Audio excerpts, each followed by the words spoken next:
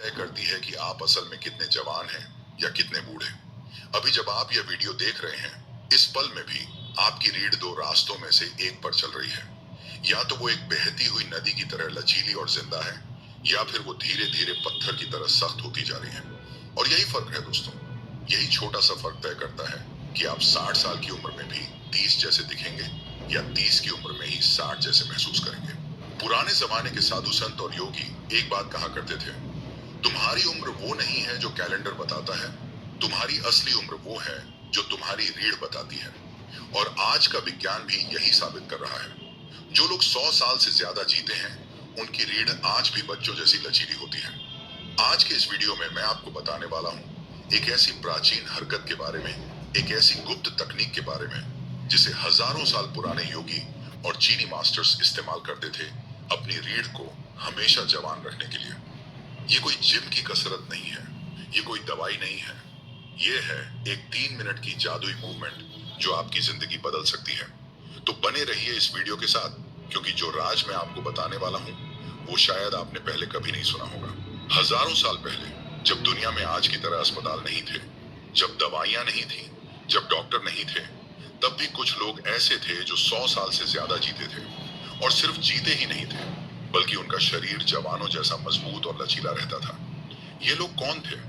ये थे हिमालय के योगी, चीन के ताओ मास्टर्स और तिब्बत के बौद्ध भिक्षु। इन सब के पास एक राज्य था, एक ऐसा ज्ञान था जो आम लोगों तक कभी नहीं पहुंचा। प्राचीन भारतीय योग ग्रंथों में लिखा है कि मनुष्य का असली जीवन उसकी रीढ़ में बसता है। संस्कृत में रीढ़ को मेरुदंड कहा जाता है। मेरु का मतलब होता है पहाड़, और दंड का मतलब होता है डंडा या स्तंभ। यानी रीढ़ आपके शरीर का वो पहाड़ है, वो केंद्र है जिस पर पूरा शरीर टिका है। योगियों का मानना था कि रीढ़ के अंदर से एक अदृश्य ऊर्जा का नाला बहता है, जिसे सुषुम्ना नाड़ी कहते हैं। जब यह नाला खुला और साफ रहता है तो इंसान में अद्भुत शक्ति आ जाती है। लेकिन जब यह नाला बंद हो जाता है तो शरीर बीमार होने लगता है और बुढ़ापा तेजी से आने लगता है। इसी तरह चीन में हजारों साल पुराने ताओ धर्म के मास्टर्स एक और राज की जानते थे। वो कहते थे कि इंसान के दिमाग में एक सुनहरा पानी बहता है, जिसे वो स्वर्गीय अमृत कहते थे। ये पानी दिमाग को साफ रखता है, बीमारियों को दूर करता है और उम्र को रोकता है। लेकिन यह पानी तभी बहता है जब रीढ़ चलती रहती है। अगर रीढ़ सख्त हो जाए तो यह पानी रुक जाता है और दिमाग में जहर जमा होने लगता है। इसी जहर से इंसान बूढ़ा होता है, भूलने लगता है और बीमार पड़ता है। तिब्बत के पुराने ग्रंथों में भी लिखा है कि रीढ़ सिर्फ एक हड्डी नहीं है, यह जीवन और मृत्यु के बीच का दरवाजा है। जब रीढ़ लचीली होती है तो यह दरवाजा जीवन की तरफ खुलता है। जब रीढ़ सख्त होती है तो यह दरवाजा मृत्यु की तरफ झुकने लगता है।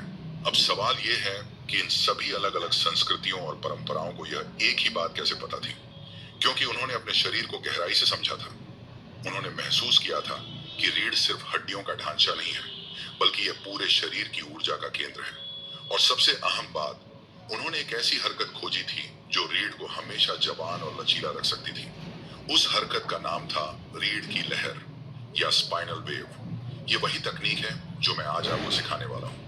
लेकिन पहले यह समझना जरूरी है कि आखिर रीढ़ इतनी खास क्यों है, और इसका आपके बूढ़े होने या जवान रहने से क्या सीधा रिश्ता है। चलिए इसे अगले हिस्से में समझते हैं। अब आपके मन में यह सवाल जरूर आ रहा होगा